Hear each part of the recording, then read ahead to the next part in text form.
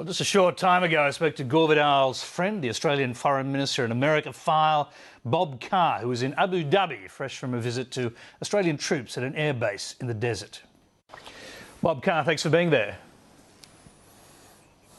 Pleasure. Now, before they fell out with each other, Christopher Hitchens once described Gore Vidal as the 20th century's answer to Oscar Wilde. Is that a fitting analogy? I think the difference is that Gore Vidal had a consistent view of power, and it was far more realistic than anything Oscar Wilde, as a Fabian socialist, evinced. Gore Vidal's significance is that he was a lonely voice against America being an empire, and that is the central idea that's woven through his big historical novels. And I think the idea remains as radical a challenge to the way we see America today as it did any time in the last 50 years when he was writing. He went to his grave pretty much convinced that America's time had passed, that the political system was as bankrupt as the economy, and that both were headed for imminent collapse. Where did his deep cynicism about the American experiment come from?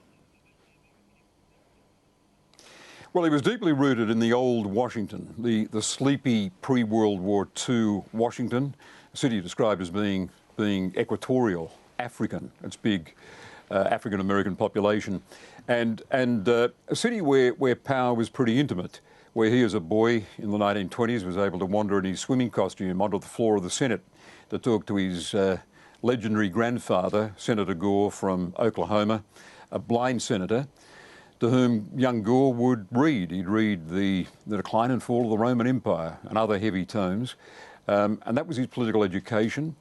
And as he saw it, America has been in a long decline since it inherited imperial responsibilities after World War II. He was an isolationist to his bootstraps, someone who in the tradition of Mark Twain and others, opposed the notion of American empire, and who saw that as inevitably resulting in a decline of American democracy. Just as the Roman Empire collapsed under the strain of attempting to govern the known world, so he thought the American empire was headed for collapse, and America would cease to be a republic as Rome ceased to be a republic under the strains of overseas conquest. I've got to ask, did you argue the toss with him on that point? I mean, did you share that view in any way? Well, that's interesting. On one occasion, I tried to explain why Australia was quite happy in many respects to have America exercise a world role. For example, the acquisition of the Philippines by the United States in the wake of the Spanish-American War of 1898 was a very happy thing for Australia because it anchored American power to our north. And when the Japanese came south, when they took Singapore in February 1942, we were very relieved that General MacArthur, expelled from Japan by the Japanese, made Australia his base for taking back Asia. I pointed out to Gore on one occasion that sometimes empires have happy collaborators, happy allies. Gaul did very well out of being associated with the Roman Empire, and countries like Australia and Canada feel a similar collegial relationship towards what he would call the American empire. We are beneficiaries, if you like, of American world ambitions. Yeah, but of our country, he wasn't very complimentary. He had this to say on one occasion: the trouble with Australian politics is that you only see the tip of the ice cube. Did you ever ask him what he meant when he said that? No, I didn't. I don't recall that quote. I know he was very fond of Gough Whitlam and the late Senator John Wheeldon, who'd been a minister in the Whitlam government. He got on very well with them when he came out here on the first occasion in the 1970s.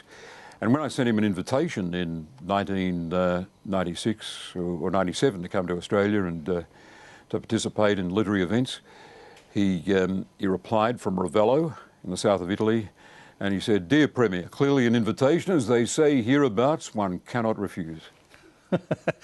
Let's go back to 2005, because you did have this long relationship with him, and you wrote the foreword in his book Inventing a Nation, in which he came to the conclusion that Benjamin Franklin, or same conclusion as Benjamin Franklin, that the US Constitution would inevitably fail due to the corruption of the people, and it would end in despotism. And he expressed the view quite strongly that despotism would be seen, or was seen, in President George W. Bush.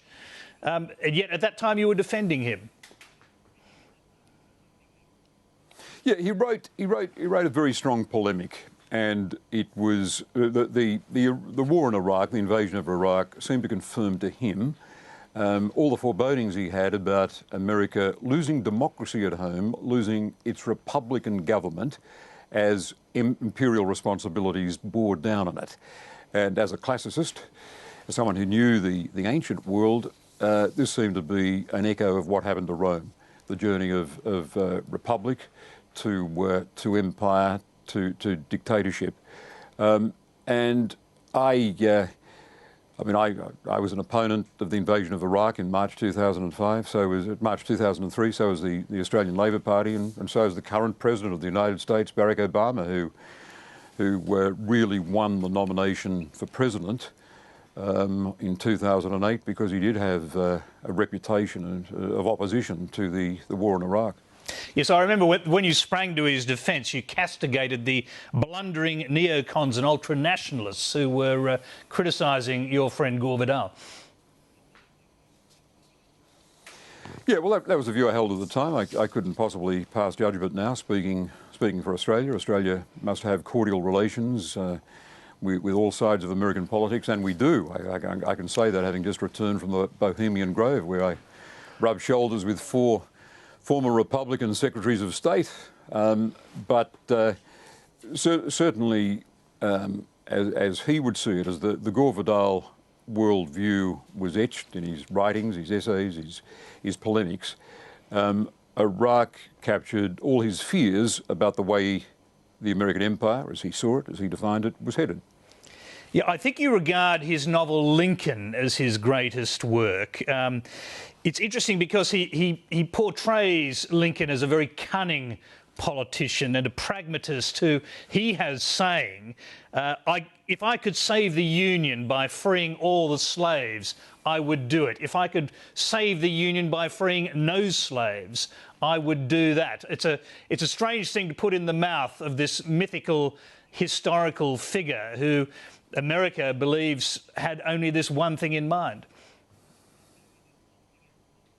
Yes, but Lincoln actually said that in a letter to Horace Greeley, a New York editor and politically influential figure of his day. Lincoln actually said that.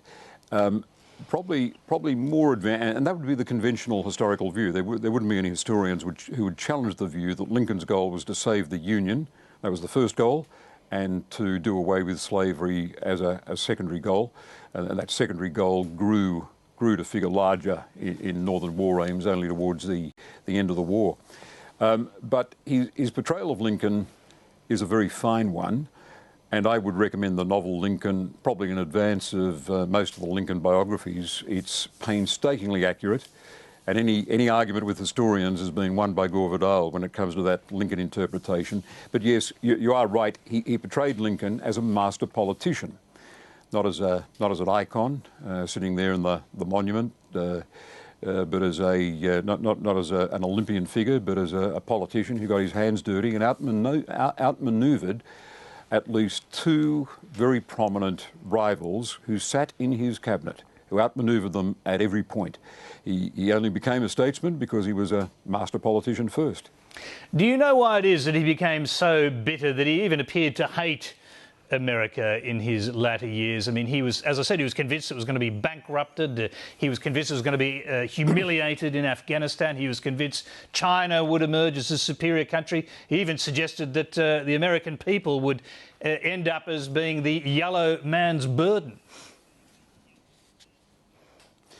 Yeah, some of those views are terribly exaggerated and not supported by any review of the facts as we know them. But it was disillusioned love. His knowledge of history is unrivaled. I don't think anyone, no academic historian, no other novelist certainly, no amateur idler in libraries or or bookshops would know more about American history. I mean, his grandfather would talk to him about conversations he had with Lincoln's eldest son, Robert. His grandfather told him that in one conversation with Robert Lincoln referred to his father as a terribly cold man. Gore knew a lot of the great American families. He knew the gossip of Washington as well as the hard history.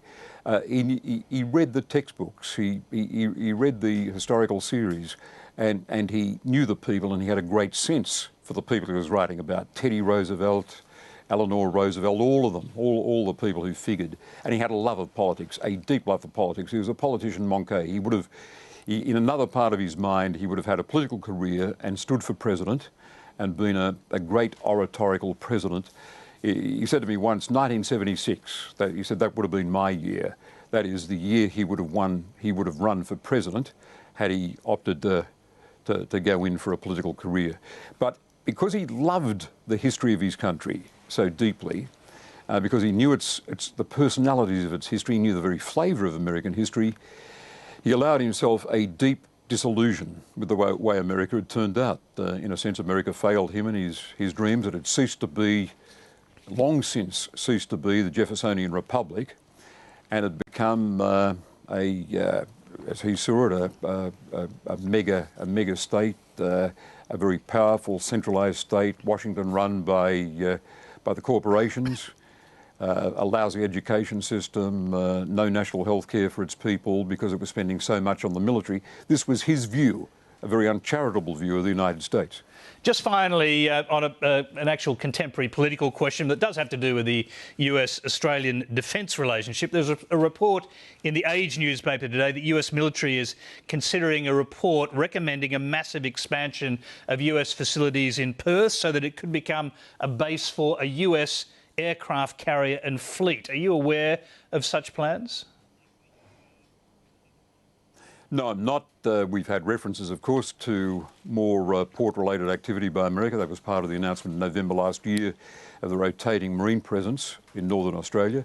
I would imagine that this is some speculation about the scale of that commitment. It could well be that an exaggerated or a distorted view of that November announcement has found its way onto the front page, but I haven't seen it. Bob Carr, we'll have to leave you there. We won't press you on something you haven't seen. Thank you very much for coming in to join us. My pleasure, Tony. Thank you.